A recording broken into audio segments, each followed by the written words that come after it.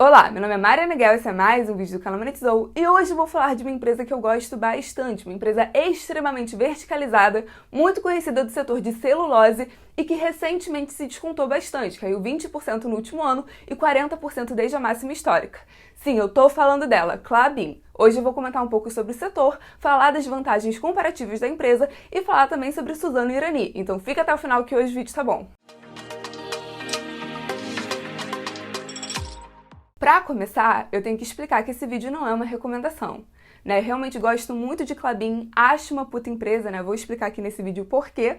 Tô aproveitando essa queda de 40% desde a máxima histórica para comprar ações, mas é aquilo. O objetivo desse vídeo é expor a minha opinião, né, a minha tese de investimentos e não necessariamente vai ser a melhor tese para você. E aí, se você se interessar no que eu falar aqui, né, se despertar o seu interesse, eu recomendo você entrar no site de RI da Klabin, olhar o formulário de referência, olhar as demonstrações financeiras, estudar a empresa e o setor com muita calma e pensar se faz sentido para sua tese de investimentos também. Isso dito, quem é a Klabin? A Klabin é uma sociedade anônima de capital aberto, tendo mais de 20 fábricas no Brasil e uma fábrica na Argentina, e que faz parte do setor de papel e celulose, setor em que o Brasil é um dos principais exportadores do mundo. E qual é a grande questão, né? Qual é a diferença, né? Qual é, na minha opinião, a vantagem comparativa que a Klabin tem e faz ela ser diferente da Suzano e da Irani, por exemplo, que são outras grandes empresas do setor de papel e celulose que estão listadas na Bolsa Brasileira. Bem, para começar, quando você estuda mais a fundo, você vê que o modelo de negócios da Klabin, Suzano e Irani são completamente diferentes, né? São empresas do mesmo setor,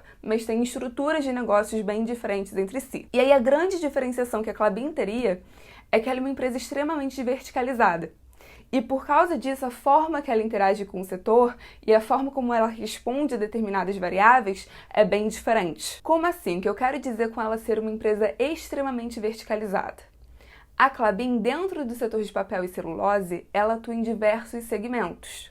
Ela atua desde a parte florestal até a parte de produção de celulose, até a parte de produção de papel e embalagem. E realmente, tudo na produção da Klabin é ela que faz. No segmento florestal, né, na parte das florestas. Ela que planta, ela que cuida, ela que faz a colheita das toras. E aí a maior parte dessa extração e produção dentro desse segmento é destinada às operações da própria companhia, mas uma pequena parte pode ser comercializada a terceiros.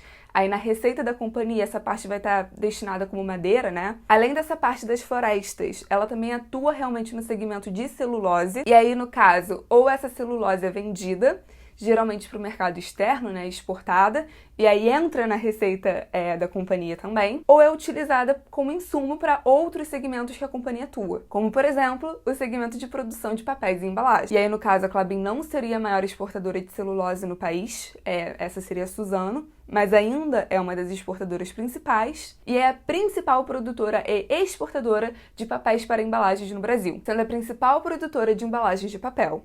Então, sim, esses são outros segmentos que a companhia atua, né? Papéis e embalagens, são segmentos mais voltados para o mercado interno e quando comparado ao mercado de exportação de celulose, a gente poderia falar que são mercados menos voláteis, né? Você não está comercializando uma commodity, mas sim produtos que têm valor agregado e são produtos muito importantes para o funcionamento da economia nacional, realmente papel e embalagem. Tá, Mariana, entendi que a Klabin é verticalizada e que ela participaria de todos esses processos da produção.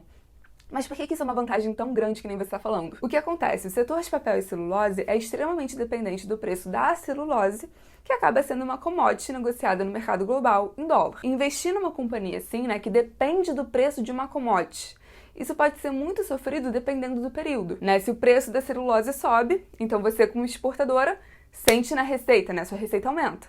Mas se isso cai, aí já começa a pesar. Agora, se eu tô falando de uma produtora de papel, uma produtora de embalagem, que tem a celulose como insumo, então quando o preço aumenta, isso pressiona os custos. Se o preço já dá uma quebrada, por mais que isso possa ser pior para a exportadora, isso já dá uma ajudada na minha produtora de papel. Então a gente está falando de uma commodity, né, que tem um preço mais volátil, que não tem um preço controlável, e que acaba impactando nessa cadeia produtiva. Mas olha a sacada da Klabin, ela é uma empresa muito verticalizada e que tem várias fontes de receita, né? Sua receita é muito diversificada. E nisso ela consegue ter um jogo de cintura maior, né? Ela não é tão refém ao preço da celulose do que as outras empresas do setor. Se o preço da celulose aumenta, então ela consegue dar mais preferência à exportação, porque no fim do dia ela também é exportadora de celulose, e aumentar a sua receita sim. Agora, se o preço cai, ela aproveita isso, usa um insumo mais barato para produzir os seus papéis, as suas embalagens e foca na venda dos seus produtos que têm um maior valor agregado. Então a empresa tem uma vantagem porque ela consegue se blindar do maior risco desses setores que dependem de commodities, né? Ela consegue se blindar, pelo menos um pouco mais do que as outras empresas, a essa volatilidade do preço. E essa verticalização que ela tem não é uma característica do setor, mas sim uma característica particular da Klabin, né? Suzano e Irani, que são as outras duas grandes empresas do setor de papel e celulose que estão listadas na Bolsa Brasileira, elas não têm essa característica. Suzano é uma empresa de exportação de celulose, né? A maior produtora mundial de celulose, e por mais que exista uma produção de papel, é algo mínimo. Por isso que a Suzano tem uma receita mais dolarizada, 83% da receita da companhia vem do mercado externo. E você poderia enxergar isso como algo bom, né? Se expor a uma empresa que tem uma receita em dólar e custos em reais, mas ela é muito dependente desse ciclo que eu falei da commodity aqui, né? Dessa volatilidade do preço. Esse realmente seria um dos maiores riscos da companhia. Já a Irani, ela é meio que o inverso disso, né? Ela é muito voltada para o mercado interno. 85% da receita da companhia vem do mercado interno. Por quê? Porque ela não foca em exportação de celulose, mas sim em produção de papéis e embalagens. E aí, ok, você poderia justificar que realmente é um mercado com maior valor agregado, que não é tão volátil nesse sentido, mas aí você perde a vantagem de ter uma parte da sua receita dolarizada, que é uma coisa que a Klabin tem. Você perde a vantagem de talvez ganhar com o ciclo de alta da commodity também, que é uma vantagem que a Klabin tem. O portfólio de produto da Klabin continua sendo um portfólio mais diversificado. Então é por isso que eu particularmente gosto muito da Klabin e vejo ela como uma empresa muito boa nesse setor, né? A Klabin acaba se destacando com essa verticalização, ela tem uma receita muito mais diversificada, 40% vem do mercado externo, né, com exportação de celulose principalmente, e 60% do mercado interno, com esses outros segmentos que eu expliquei aqui, né? Ela consegue ter essa mistura de uma receita dolarizada, enquanto se protege dessa volatilidade do preço da celulose, e ela consegue escolher para quem ela vende. Se vender celulose não compensa tanto naquele momento, então ela pode escolher realmente focar em produção de produto. Isso não significa que Suzano e Irani são empresas ruins, deixando claro, né? Se você realmente quer uma empresa com uma receita muito dolarizada e não liga para isso que eu falei aqui, né? Você não acha que isso é um risco. Eu acho que é, mas, sei lá, na sua tese de investimento, você está tudo bem lidar com esses ciclos de commodity, né? Com essa volatilidade do preço.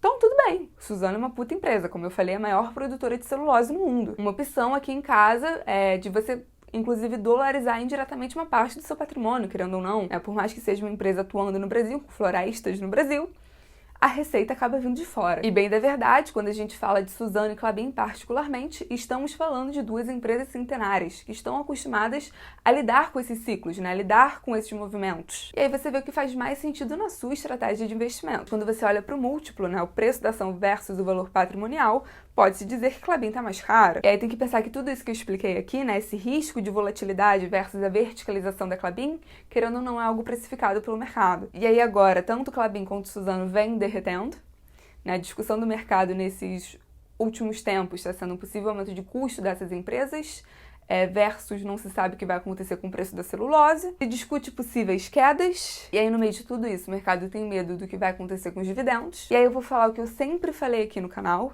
Eu me sinto mais confortável em comprar nesses momentos de baixa do que comprar em momentos eufóricos. Eu gostaria de tentar passar um pouco desse sentimento para vocês também. E aí repito o que eu falei. Na minha opinião, Klabin é irreplicável. Nas suas florestas, a estrutura de negócio, tudo isso é algo único da empresa. Além de tudo isso que eu falei, Klabin é uma empresa de dono, né? 52% das ações ordinárias pertencem à família Klabin. A administração da empresa está na mesma família há mais de um século. E eu sei que quando você vai ver isso na televisão, né, numa série da HBO, por exemplo, isso não é uma característica muito boa. Porque geralmente o filho é um mimado, é um nepotismo do caceta, etc, etc. Mas nesse caso, isso garante que apesar de ser uma empresa gigantesca, ela não vira uma empresa corporativista, uma empresa sem um fio de pensamento, isso acaba ajudando. E aí, para terminar o vídeo, eu tenho que fazer um comentário sobre o endividamento da Klabin. É uma empresa que tem um endividamento alto, mas não tem nenhum problema nisso. Vou explicar o porquê. Isso, na verdade, é uma característica setorial, não é algo exclusivo da empresa. É um setor, de forma geral, que tem um alto endividamento. Por quê? Porque essas empresas, elas têm uma garantia que outras companhias, de forma geral, não conseguem dar, que são as florestas, as terras, os ativos da empresa, que essa empresa não consegue fugir com aquilo, não consegue mudar de país, não consegue se dissolver disso de forma rápida se ela quiser, dar um golpe nos credores se ela quiser. A empresa não consegue fazer isso. Então os credores têm uma garantia maior de que essa dívida será paga. Então, por conta disso, a dívida da empresa é negociada a preços muito baixos. Para a empresa, vale mais a pena ela se endividar a um custo tão baixo e usar esse dinheiro para comprar ativos que vão dar mais retorno, que vão fazer a empresa crescer. Então, sim, essas empresas conseguem crédito a custo muito baixo e acabam se aproveitando muito disso. Então, o endividamento é alto? Sim. É um endividamento descontrolado? Não. Tanto que se você for olhar os releases, demonstrações financeiras, formulários de referência, todas essas empresas têm um plano de amortização de dívida bem definido e bem estruturado. Falando especificamente de Klabin, agora o endividamento está mais controlado quando você vai comparar com a história recente da empresa. A dívida líquida já chegou a 6 vezes o EBITDA, agora está 2,6 vezes. E agora a empresa tem dinheiro suficiente no caixa para cobrir essa dívida nos próximos 40 meses. Por que ela não paga agora, Por que ela não adianta, sei lá? Porque não vale a pena. Então, assim, muita gente fala que é um setor muito endividado, que não quer investir no setor por causa disso, mas tem que olhar com essa relatividade. A gente não está falando de varejo, que as empresas se endividam e não conseguem pagar, porque se pagarem a dívida vão quebrar. Não é isso, a gente está falando de outro setor, com outras garantias, outra estrutura de negócios, e que nesse modelo faz sentido. O último grande projeto deles já está praticamente terminando, 82% das obras estão concluídas, porém agora está se discutindo um novo projeto chamado Projeto Figueira. E assim, o mercado viu como arriscado, não teve uma reação muito boa, mas a Klabin pediu um voto de confiança, seria para fazer o desenvolvimento do zero de uma unidade produtora de papel ondulado em Piracicaba, e aí com custo de 1,5 bilhão e produziria mais de 240 mil toneladas de papel ondulado por ano. Então é um ponto de atenção? Eu dou o meu voto de confiança? Dou. Mas, novamente, analise isso por você, na sua tese de investimentos, vê se é um risco que para você faz sentido e aí toma a sua decisão. O objetivo do vídeo foi esse, eu estava com saudade de fazer uma análise setorial e empresarial aqui no canal, então decidi trazer a Klabin aqui pra gente. Ultimamente eu só tava trazendo desgraça, então é bom que dá uma cortada. E aquilo, uma ação que agora tá embaixo. Tem esses riscos que eu coloquei aqui, é uma empresa endividada, é uma empresa que mesmo sendo verticalizada, acaba tendo essa questão, nessa correlação com o preço da celulose, então tudo isso acaba impactando, mas é uma empresa que agrega muito valor. Eu não quero dar esse tom pro vídeo porque realmente não é um vídeo de recomendação, mas eu acho importante fazer essa distinção entre valor agregado e valor da companhia, valor de um ativo e preço. E aí ter o racional de acordo com a sua tese de investimento, de acordo com o que faz sentido na sua carteira, conseguir olhar para essa racionalidade mesmo no momento que os ativos estão embaixo. E é aquilo, de novo, o mercado está precificando um momento não tão bom para esse ano, estão precificando uma possível queda no preço da celulose, estão precificando um aumento de custos. Como eu falei, a Klabin está começando agora um novo projeto, está tendo essa discussão. Estão precificando como isso pode afetar os dividendos da companhia. Então, todas essas discussões estão acontecendo. Mas isso não muda o que eu expliquei aqui no canal. É uma empresa com riscos, com certeza, mas é uma empresa que no longo prazo já se provou no tempo e que aparentemente ainda vai agregar muito valor, apesar de não existirem certezas no mercado. E, enfim, eu só queria trazer essas reflexões, uma companhia, como eu falei, muito única, que tem uma verticalidade, uma certa proteção dentro de um mercado de commodities, de um setor de commodities, e ainda que tem uma parte de uma receita dolarizada, ainda com uma mistura de mercado interno. Então, é uma empresa muito particular, que talvez na sua carteira de investimento faça sentido, talvez não. O objetivo do vídeo era esse, dá um like, comenta o que achou e se inscreve no canal, por favor, até o próximo vídeo.